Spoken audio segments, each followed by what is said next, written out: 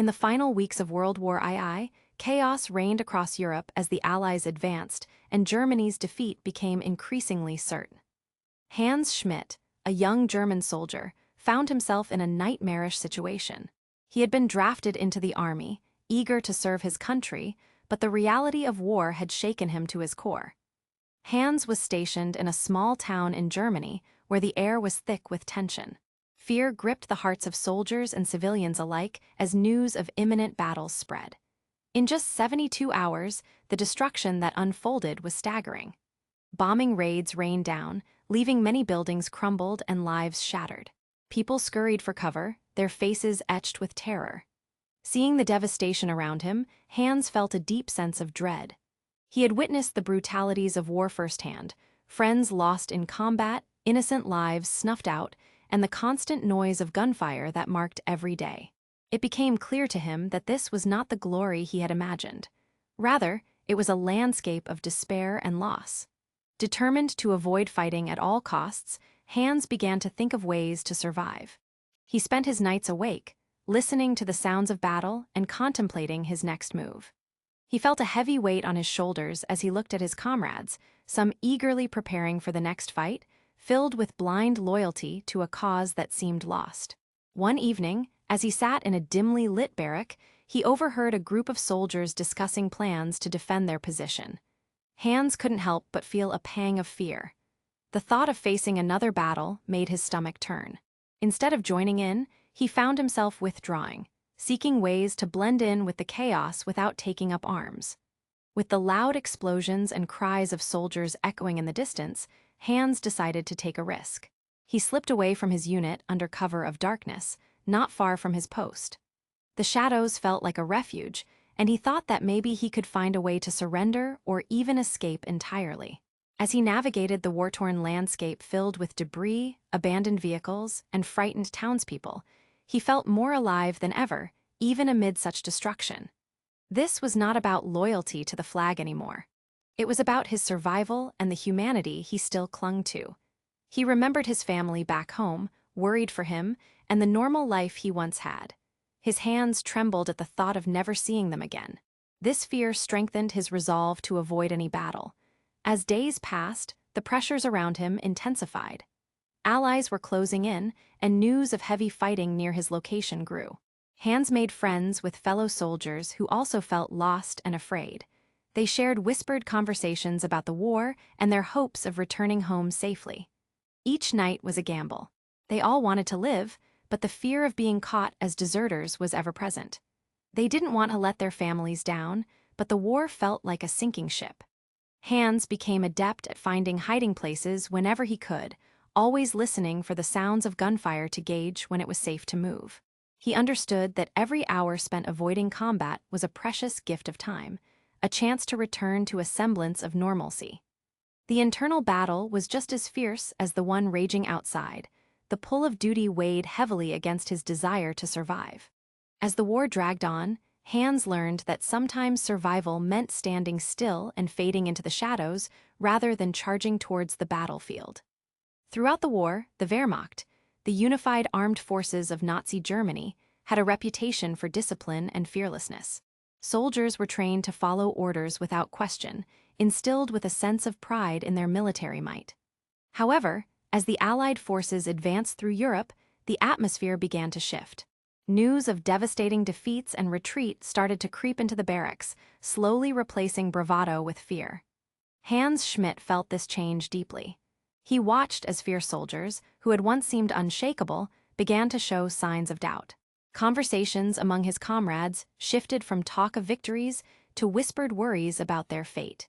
These were men who had once bragged about their conquests, now looking over their shoulders, uncertain of what the next day might bring. It was during this chaotic time that Hans decided to take a stand, not in the field of battle, but through small acts of defiance that would show his resistance to the war and its brutality. He saw the suffering around him, in the towns they passed through, where civilians lived in constant fear and deprivation. It became harder for him to justify the cause he had been fighting for. One evening, Hans found himself in a supply depot, where he noticed weapons and ammunition being stockpiled. Instead of taking his normal share, he quietly took just enough food for himself and his closest comrades.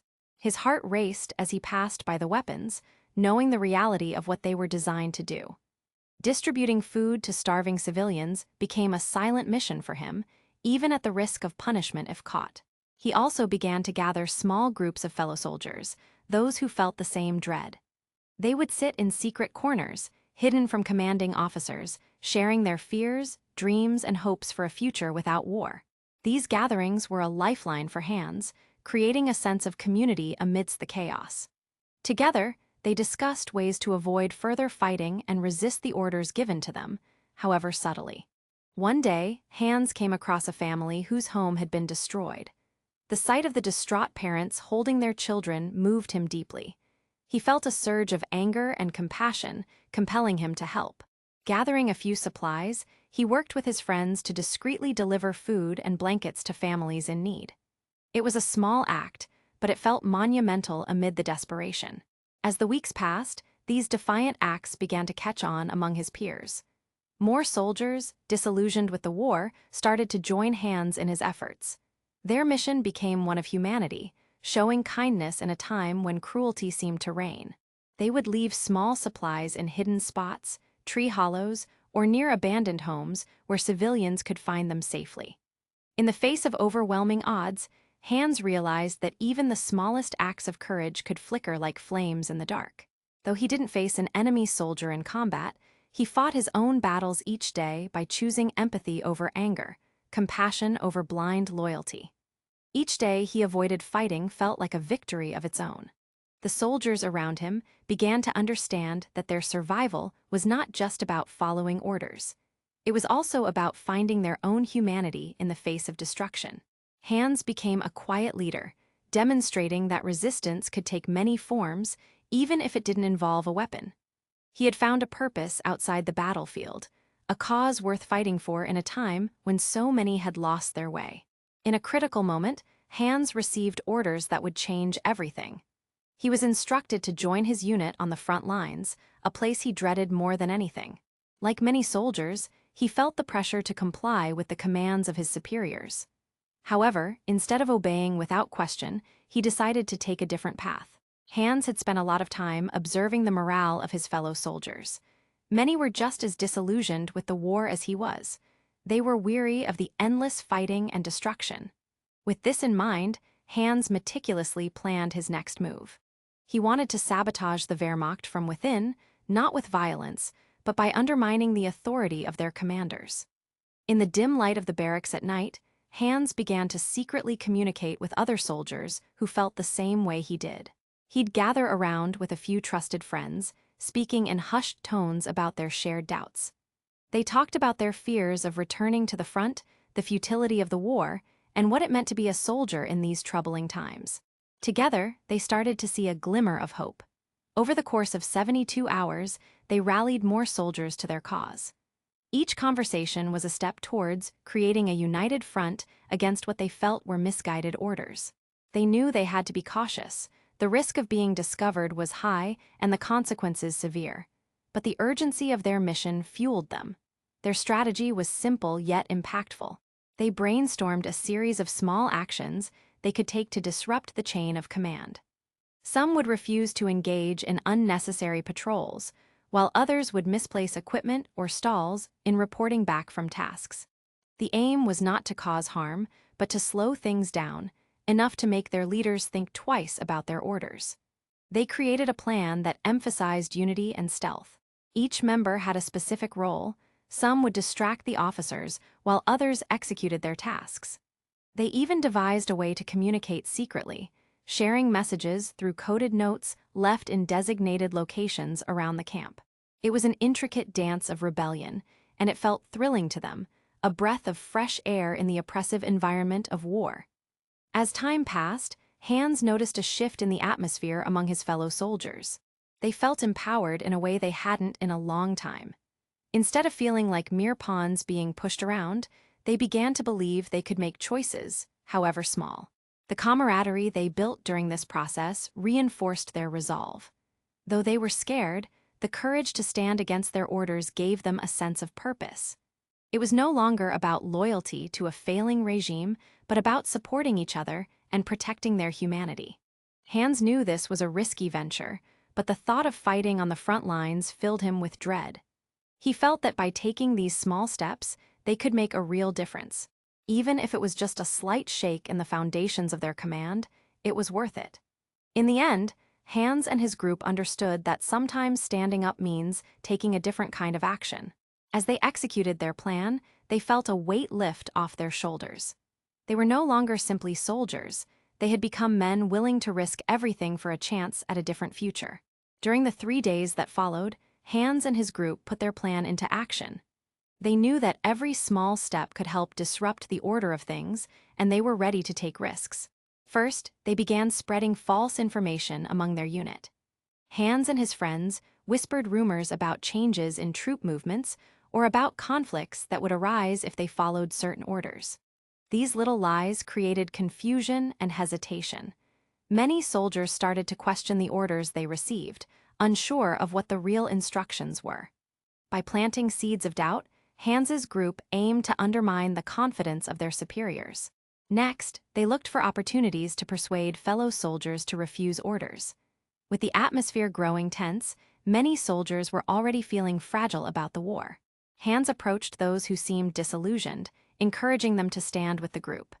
A few were hesitant, but most saw the wisdom in resisting. When orders were given to go on patrols or engage in pointless skirmishes, some simply shook their heads, saying they wouldn't go.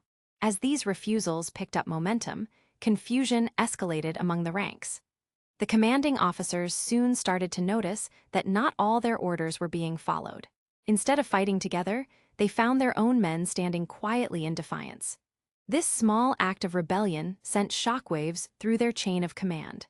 Reports came flooding in about low morale, with officers struggling to get their soldiers to act. At the same time, Hans and his friends took a direct approach to sabotage military equipment. They subtly damaged machinery and left essential supplies in disarray, ensuring that repairs took longer than necessary. When their unit was supposed to be preparing for a mission, delays became the norm. The officers grew frantic as their plans began to unravel. As chaos erupted, fear settled in among the ranks of the Wehrmacht. Soldiers started to talk openly about their discontent, and the fear of insubordination spread like wildfire. Commanders found themselves in disarray, unsure of whom to trust. Friends turned against each other, with suspicion lurking behind every conversation. In their attempt to maintain control, commanding officers only fueled the confusion. Watching this unfold, Hans felt a mix of apprehension and exhilaration. It was surprising to see how quickly discontent could lead to disorder. Each act of defiance, no matter how small, felt like a victory against a system that valued loyalty above all else. As fear took root among the commanders, Hans and his friends found renewed courage. They realized they weren't just operating in silence. Their actions helped to shake the very foundation of the military hierarchy. The unity among the soldiers grew stronger as they understood that they could effect change, however modest it might be. They weren't just disobeying orders. They were standing up for their own beliefs and for one another in a time of great uncertainty. In those chaotic days, the war felt a little less like something they were forced into and more like something they could choose to resist. Every stolen moment, every small act of defiance, made them believe that change was possible, even if it started with a few whispering voices in the dark. By the end of the 72 hours, Hans and his friends had successfully created an atmosphere of paranoia and mistrust within the Wehrmacht. The whispers of insubordination had spread like wildfire, reaching every corner of the barracks. What once were feared soldiers became highly cautious, constantly looking over their shoulders, not just at the enemy outside, but at each other. Soldiers who had once marched confidently began to question everything. Simple orders that had been routine now sparked hesitation. Men exchanged nervous glances, wondering who they could trust. With so much uncertainty in the air, it felt like the ground beneath them was shifting. They no longer just feared retaliation from the Allies. They worried about the person standing next to them in line. The commanding officers, too, felt the effects of this unexpected defiance. They struggled to maintain control over a unit that seemed to be unraveling. Meetings became heated as leaders tried to assess morale, but their voices were drowned out by the murmurs of distrust. Orders were met with resistance and dissent. Their authority had been challenged in ways they hadn't anticipated. Hans watched from the sidelines, a mixture of anxiety and determination surging within him. Each act of defiance they had executed had a ripple effect. The once commanding presence of the Wehrmacht started to falter, as discipline waned and fear crept in. It was a small victory in a huge war, yet the impact felt monumental. In the face of fear, the soldiers learned how quickly it could breed more fear, creating an environment where no one felt secure. Around the camp, tension simmered, leading to awkward interactions among comrades. Soldiers hesitated to celebrate or even commiserate, as they weren't sure whose loyalty lay where. Friendships were tested, alliances formed and broken in the blink of an eye. For Hans and his group, this shift was revealing. They realized that by simply refusing to comply, they had sparked something larger. The defiance wasn't just a rejection of orders. It was a question of their own survival and humanity when faced with a broken system. As soldiers continued to grapple with this brewing distrust, it became clearer that their small acts had bigger implications. One soldier might refuse an order today, and another tomorrow, creating a chain reaction that could lead to a greater resistance. In that moment, Hans understood the power they held, not just as individuals but as a collective. The tides of war had shifted, however slightly, and the Wehrmacht was no longer the feared machine it once was. This vulnerability opened the door for conversations and camaraderie among those who wished for a different future. Perhaps they could stand together against the war, not just as soldiers, but as human beings who longed for peace. In those crucial days, Hans found a sense of purpose he hadn't felt before. There was a spark amongst his comrades, a shared desire to resist not just for themselves, but for the people they had left behind. They were building something more significant than insubordination. They were forging a way to reclaim their humanity. Ultimately, Hans' actions did not win the war, but they showed just how fragile control could be within the military ranks. In the midst of desperate times, a lone soldier managed to stir fear in one of the most formidable armies of the conflict. The Wehrmacht, once a strong symbol of power and discipline, found itself shaken and uncertain. News of their disarray spread quickly. Officers who had once commanded with certainty now faced whispers of doubt and insubordination from the very soldiers they led. It was a surreal moment for Hans and his friends. They had never imagined that their small acts of defiance could create such rippling effects within the larger structure of the military. As days turned into weeks, the atmosphere continued to shift. Soldiers who had stood tall in their uniforms now walked with a hint of uncertainty, often scanning their surroundings for signs of dissent or loyalty. The harmony that had once characterized their unit was replaced by distrust and suspicion. Some soldiers wanted to fight, but they were no longer sure who they could trust in doing so. While Hans and his friends didn't succeed in changing the outcome of the war, they succeeded in revealing a significant truth. Even the strongest armies can be rattled from within. They understood that by standing together, they could create a nervous energy amongst the ranks that would echo through the command structure. The realization that fear could breed more fear was powerful. Each step they took instilled a reality that control could easily slip from the hands of those in power. The defiance of a few could turn into a challenge for many. Commanders, once unyielding, were now left guessing, unsure of how to command loyalty when so many were questioning their purpose. It was a stark reminder that desperation and hopelessness could weaken even the most robust of systems. Hans often reflected on what they had achieved. It wasn't about winning battles. It was about awakening a sense of humanity within a cycle of violence. He realized that their rebellion, small as it may have seemed, gave a voice to those who felt trapped and hopeless. They showed that even in the direst of circumstances, individuals could spark change. In the broader scope of the war, their rebellion was a blip, a small wave in a massive ocean of conflict, but for Hans and his fellow soldiers, it was everything. They had taken a stand, not just against their leaders, but against the war itself. Those fleeting moments of unity and shared purpose gave them a glimmer of hope in an otherwise dark time. By exposing the vulnerabilities of the Wehrmacht, Hans had not only created discord, but it also ignited a sense of reflection among his comrades. They began to question not just orders, but the very nature of the war they were fighting. In the shadows of chaos, they found courage in each other, revealing that even in times of desperation, the human spirit can shine through, bringing light where there was once only fear.